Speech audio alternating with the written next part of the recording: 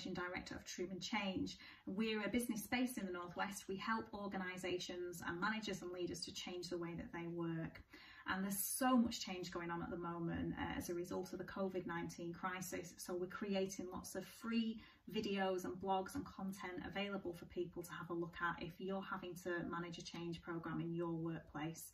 So they're all on our website. Today's topic is Maslow's Hierarchy of Needs. So if you've done any management training, you may well come across this, so I'm sorry if that's a bit repetitive, but I thought it was worth getting it out and having another look at it, because actually it's really, really relevant right now with what's happening with COVID-19.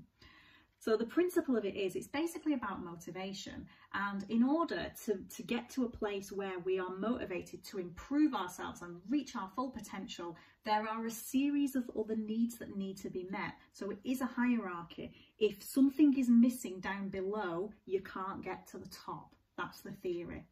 So I'll talk you through each level, and then we'll have a chat and a think about, as we go, what that means in the current climate. So first level, physiological needs. Easiest example of this is why a lot of schools run breakfast clubs, because children cannot learn, which is where you are at the top, if they're hungry. So this is about literal physical needs. And at the moment, people are worried about how they're going to get food. That's a real issue at the moment. Second one is safety, massive at the moment. So some of the things that we have often felt so safe doing, like hugging our friends and going to pubs, is no longer safe. So that's attacking us at a very basic level. Now, I accept that in an organisation, it's difficult to react to the pandemic that is on a global scale, but you can think about, what do you need to do in your organisation? So if you're going through this transition now of perhaps starting to ramp things up and starting to change things and starting to try and get back to some form of normal, you need to consider these things. So what can you do to make sure that your staff are safe? And what can you do in terms of communication with them so that they understand the measures that you're taking? Belonging and love. People need to feel part of a team. People need to feel part of something and like they belong.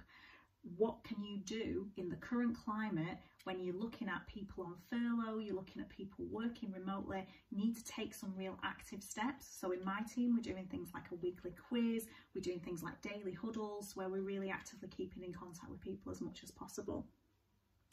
Esteem. It's hard for people to want to better themselves and improve themselves if they actually don't feel okay about themselves. So some things that some organisations do is they develop coaching cultures, they provide mentors, they provide employee assistance programs. What can you do to support your teams with that kind of stuff? And that finally takes us to that self-actualisation, which is where we learn, where we are reaching our full potential. So as I say, all of them have to be in place. Very, very difficult at the moment because these things aren't in place outside your organisation. But as a leader, it's important to reflect on how can you put these in place inside your organisation to give your people the best chance you can.